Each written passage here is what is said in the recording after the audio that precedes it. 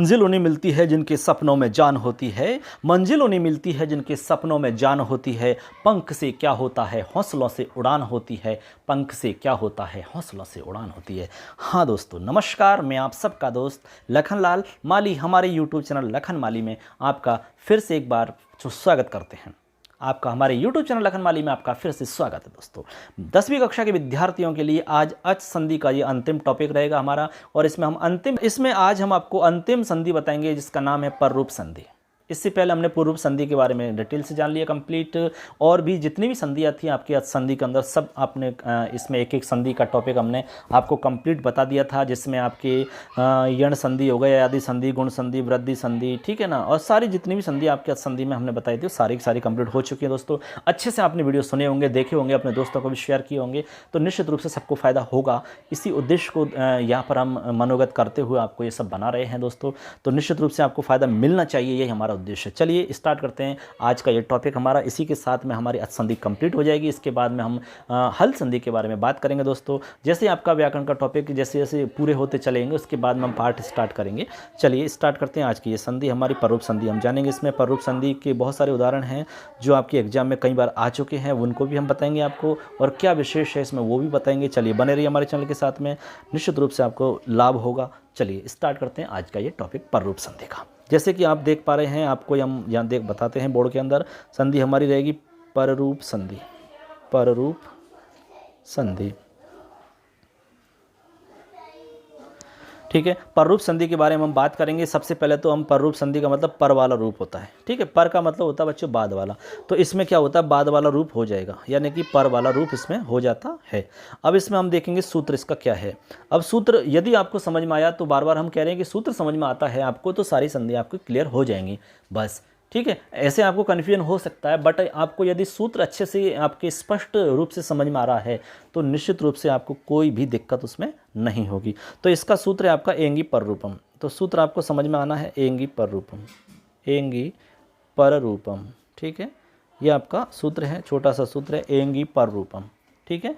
अब इस सूत्र का मतलब क्या है वो आपको समझना है। अब इसमें एंग समझना है। एंग हमने आपको पहले ही बताया था, एंग का मतलब होता है ए और ओ। क्या मतलब होता है ए और ओ, बस एंग हो गया। और पर रूप का मतलब पर वाला रूप, बाद वाला रूप। अब आपको इसका अर्थ समझना है। अर्थ इसका होता है कि अवर्णांत उपसर्ग, ठीक है।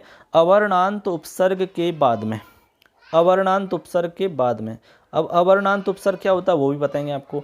अवर्णांत उपसर्ग के बाद में एंग आदि धातु परे होने पर, ठीक है, यानी कि ऐसे समझ लो आप कि अवर्णांत उपसर्ग ऐसा उपसर्ग, उपसर्ग आपको पता है संस्कृत में कितने होते हैं, 22 होते हैं। प्र, पराप, सम, अनु, अपनिष्ठ, दुस्, दुर, भी, अंग, तो ये सारे उपसर्ग हैं आपके। अब इनमें हमें उन उपसर्गों को देखना है जिसके अंत में अ मिलेगा।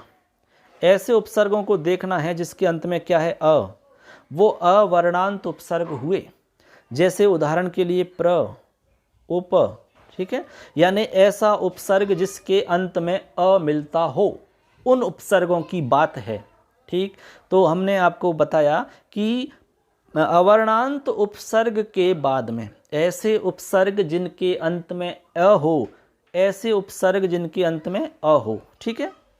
तो ये हो गया आपका। तो अवर्णांत वाले उपसर्ग के बाद में कोई भी ऐसी धातु हो जो एंग से प्रारंभ होती हो, यानी कि जिसके स्टार्टिंग में ए या ओ हो, ए या ओ हो, बस ऐसी यदि धातु होती है तो पर पूर्व और पर के स्थान पर पररूप एकादेश हो जाता है। क्या हो जाता है, पररूप एकादेश हो जाता है, यानी कि पर वाला रूप हो जाता है। अब इसको आपको और समझाते हैं, देखो उदाहरण से समझाते हैं तो आपको और अच्छा सा समझ में आ जाएगा। ये देखिए, ये है आपका सिंपल, देखो ऐसे समझना है आपको कि यहाँ पर आपको देखना है, जैसे मान लो कोई भी ऐसा उपसर्ग जिसके अंत में आपको क्या मिले, अ मिले, ठीक है। कंडीशन क्या रहेगी सूत्र के हिसाब से वो समझ लो, आपको शॉर्ट में और समझा देते हैं। तो प्र जैसे आपका प्र उपसर्ग हो गया। अब प्र में चूंकि हम जानते हैं कि अंत में अ है तो अवर्णांत उपसर्ग हो गया, ऐसा उपसर्ग जिसके अंत में अ हो। आगे आपको ऐसा वर्ण मिलेगा, ऐसा धातु रूप मिलेगा जिसके आदि में या जिसके प्रारंभ में, जिसके स्टार्टिंग में एंग हो। अब एंग हम बार बार आपको बता रहे हैं, एंग का मतलब ए या ओ, यानी कि ए या ओ से स्टार्ट होने वाला कोई भी धातु रूप हो सकता है। तो जैसे हमने लिया ए जते, ठीक है, एजते, सिंपल है। तो यहाँ पर हमने कहा कि प्रारंभ में आपको कोई भी ऐसा आपको उपसर्ग मिलेगा जिसके अंत में अ हो, अवर्णांत उपसर्ग। उसके बाद में ऐसी धातु जो एंग से स्टार्ट हो रही हो, तो ए से स्टार्ट हो रही है या ओ से भी स्टार्ट हो सकती है, ए या ओ दोनों में से किसी से भी स्टार्ट होने वाली धातु हो सकती है। ऐसी स्थिति में पूर्व पर के स्थान पर आपके क्या हो जाएगा, पररूप एकादेश हो जाएगा, यानी पर वाला रूप हो जाएगा। तो आपका प्र में ऐसे ए जुड़ जाएगा और सिंपल आपका बन जाएगा प्रेजते। बस ये आपका हो गया पररूप संधि का उदाहरण, प्रेजते ऐसे आपका बन जाएगा। इस तरीका से आपकी पररूप संधि होती है। अब यहाँ एजते की जगह ओ से स्टार्ट होने वाली कोई भी धातु हो सकती थी, या फिर आप समझ लो कि यहाँ पर आपका ये प्र की जगह पर कोई भी दूसरा आपका उपसर्ग हो सकता था, लेकिन अंत में अ होना चाहिए, ये इसकी शर्त है। ठीक है दोस्तों, तो ये बात आपको समझ में आ गई होगी। पररूप संधि में एंगी पररूपम सूत्र है। इसका मतलब हो गया कि अवर्णांत उपसर्ग, ऐसा उपसर्ग जिसके अंत में अ हो, और उपसर्ग ऐसे उपसर्ग जिसके अंत में अ हो, ठीक है, उसको हम कहते हैं अवर्णांत उपसर्ग। तो इसका मतलब सीधा सा हो गया कि अवर्णांत उपसर्ग के बाद में ए या ओ से स्टार्ट होने वाला कोई भी धातु रूप यदि हो तो पररूप संधि हो जाती है। बस पर वाला रूप आपको दिखने लगेगा, जैसे प्र में ए दिखने लगेगा तो प्रेजते बन गया। ठीक, अब ऐसे ही एक उदाहरण और आपको समझा देते हैं। जैसे मान लो हम यहाँ प्र की जगह उप लेते हैं, ठीक है। अब उप में भी आपको देखो, यहाँ भी आपको लास्ट में अ मिलेगा, जैसे कि उप हो गया, और आगे हमने लिया एक ओषति, उपधन ओषति। अब देखो यहाँ वही कंडीशन है जो हमने पहले बताई थी, यानी कि उपसर्ग है आपका उप और धातु है ओषति। तो यहाँ पर ए या ओ से स्टार्ट होने वाली धातु चाहिए जो कि ओ से स्टार्ट हो रही है, बिल्कुल कोई दिक्कत नहीं है। यहाँ पर आपको ऐसा उपसर्ग चाहिए जिसके अंत में अ हो, तो यहाँ अ है, तो बिल्कुल सूत्र आपका काम कर रहा है। ऐसी स्थिति में पररूप संधि हो जाएगी। तो यहाँ पर सिंपल हो जाएगा, ओ जो दिख रहा है आपका पर वाला रूप, ये आपको इधर दिखने लगेगा, तो रूप बन जाएगा उपोषति। ये आपका पररूप संधि का उदाहरण हो गया। ठीक है दोस्तों, तो ये आपके क्लियर हो गई होगी बात, पररूप संधि किसे कहते हैं, पररूप संधि में क्या होता है, पररूप संधि का क्या नियम होता है, ये सारी बात आपको समझ में आ गई होगी। इस संधि के अंदर कुछ अपवाद वाले भी इसमें कुछ नियम हैं, अपवाद क्या है वो भी समझेंगे हम। ठीक है, इसके बाद में आपको जो भी विशेष बात रहेंगी वो सारी की सारी समझेंगे। चलिए अब पुस्तक के अंदर चलते हैं, पुस्तक में आपको बताते हैं क्या खास है इसके अंदर। चलिए चलते हैं पुस्तक। चलिए दोस्तों, पुस्तक में आ चुके हैं और पुस्तक में आप देख पा रहे होंगे यहाँ संधि का नाम लिख रहा है आपका, देखिए जैसे कि आपको दिख रहा है पुस्तक में, ये देखो पररूप संधि लिख रहा है। ये आपकी 7 नंबर की संधि है और अंतिम संधि है पररूप संधि। ठीक है, इसी के साथ में आपकी आज हम जो संधि बता रहे हैं, इस संधि के साथ ही कंप्लीट हो जाएगा आपका संधि का टॉपिक। अब देखो पररूप संधि में आपको हमने सूत्र बताया था एंगी पररूपम, वो भी आपका लिखा हुआ है, वो भी हमने कंप्लीट आपको बता दिया है। संस्कृत में सूत्र का अर्थ लिखा हुआ है, वो भी आप चाहो तो समझ सकते हो, हालांकि हमने आपको हिंदी में अच्छे से समझा दिया है। लिखा हुआ है कि अवर्णांतादुपसर्गा देंगादौ धातौ परे पूर्व परयो स्थाने पररूप में कादेशा स्यात्। मतलब सीधा सा वही हुआ कि अवर्णांत उपसर्ग के बाद में एंगादौ धातु के परे होने पर पूर्व पर के स्थान पर पररूप एकादेश हो जाता है।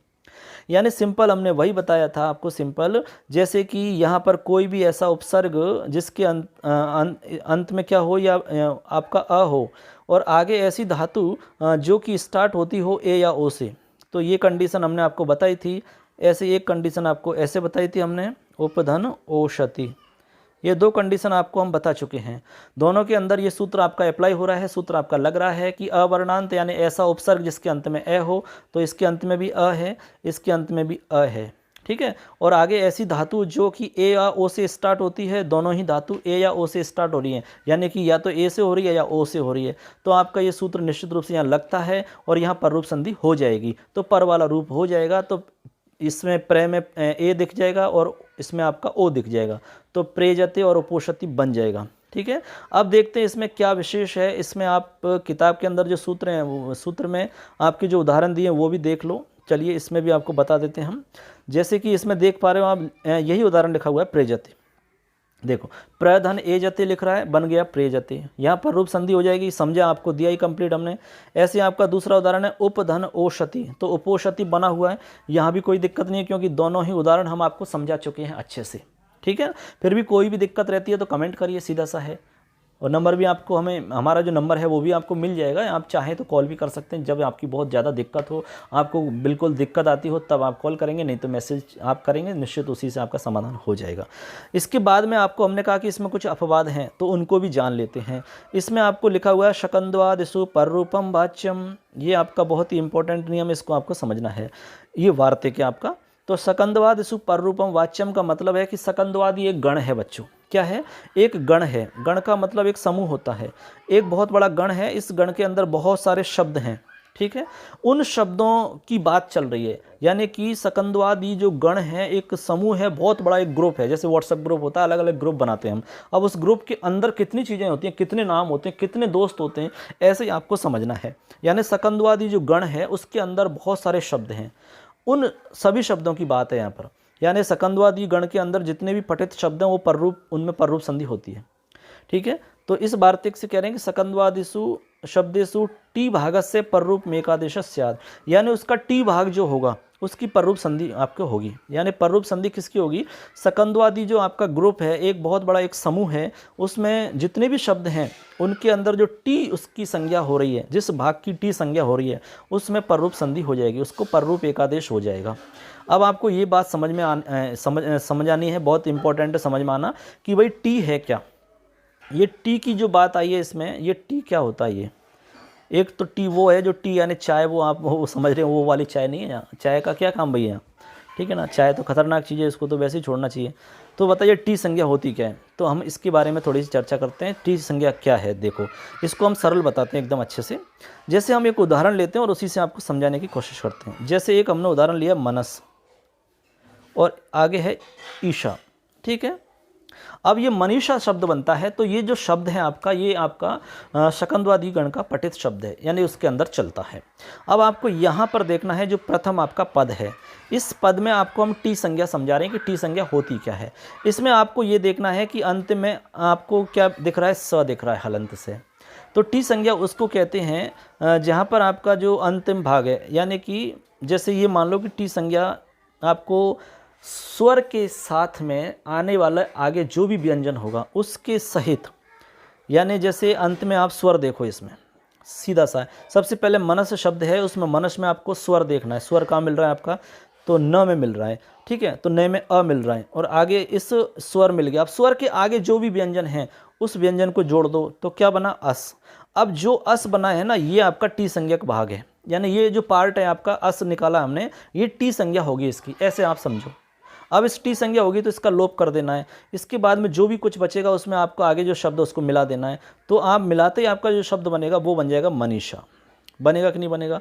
ऐसे आप और भी समझ लो जिससे और भी अच्छे समझ में आपको और चीज़ आएगी। जैसे कि एक शब्द है कर्क और आगे है अंधु, ठीक है। तो हमने कहा कि लास्ट में आपको स्वर देखना है, तो स्वर आपको क के अंदर ही मिल गया, तो आपको कहीं जाने की जरूरत नहीं है। तो अ मिल गया, तो अ की टी संज्ञा हो जाएगी, तो अ का लोप हो जाएगा टी संज्ञा होता ही। तो आपका क हलंत हो जाएगा, तो क हलंत में आपको अंधु मिला दो तो करकंदु बन जाएगा। ऐसे आपकी टी संज्ञा का मतलब होता है ये सिंपल। तो टी संज्ञा आप समझ गए होंगे, ठीक है ना। अंतिम स्वर के साथ में जो भी व्यंजन होगा उस भाग की टी संज्ञा होती है, ऐसे समझ लो आप। तो अंतिम स्वर ढूंढना है आपको, अंत में स्वर कहाँ मिल रहा है। अब उदाहरण देखो, इसमें समझो आप। जैसे कि उदाहरण है आपका शक धन अंधु शकंदु, ठीक है। अब शकंदु में हमने कहा कि शक है और अ है, तो अ टी भाग है आपकी, टी संज्ञा हो जाएगी, बन जाएगा शकंदु। ऐसे आपका कर्क अंधु है, तो कर्कंदु में भी आपका कर्क में जो क में अ है उसकी टी संज्ञा हो जाएगी, उसका लोप हो जाएगा। ऐसे आपका कुल और अटा है, तो कुल में जो ए है उसकी हो जाएगी। ऐसे आपका पतत अंजलि है, तो पतंजलि, तो पतंजलि में अत मिलेगा। जैसे देखो पतत और आगे है अंजलि, पतंजलि, ठीक है ना। अब यह पतत में आपको लास्ट में अ कहाँ मिल रहा है? पत, यानी ये तय जो बीच वाला तय है ना, इसमें अ मिल रहा है और आगे क्या मिल रहा है? हलंत वाला तय। तो बस अत, जो अत मिल गया। अब अत की ती संज्ञा होगी, तो अत की होता ही आपका पत बचेगा और जोड़ दो तो पतंजलि बन जाएगा आपका। ऐसे करके आपकी ये पररूप संधि के सारे उदाहरण हो जाते हैं कंप्लीट। पररूप संधि की जो भी जानकारी थी वो कंप्लीट हो जाती है दोस्तों। आशा करते हैं ये पूरी संधि आपको समझ में आई होगी। ऐसे इसी संधि के साथ में आज हमारा ये संधि असंधि का टॉपिक कंप्लीट हो जाता है दोस्तों। आशा करते हैं आपको अच्छे से समझ में आया होगा, और फिर भी कोई दिक्कत रहती है तो कमेंट करके हमें ज़रूर बताएं। निश्चित रूप से आपको इसका जो भी है आपकी समाधान रहेगा वो समाधान आपको तुरंत प्रभाव से बताया जाएगा। चलिए मिलेंगे अगली संधि के साथ में, यानी कि हल संधि हम स्टार्ट करेंगे, व्यंजन संधि की बात करेंगे। इससे पहले आपको जो भी बताइए उनको सबको देखो, अच्छे से अपने दोस्तों को बताइए और अच्छे से आप कंफर्म हो जाइए, उसके बाद में हम आगे चलेंगे। धन्यवाद दोस्तों, थैंक्स।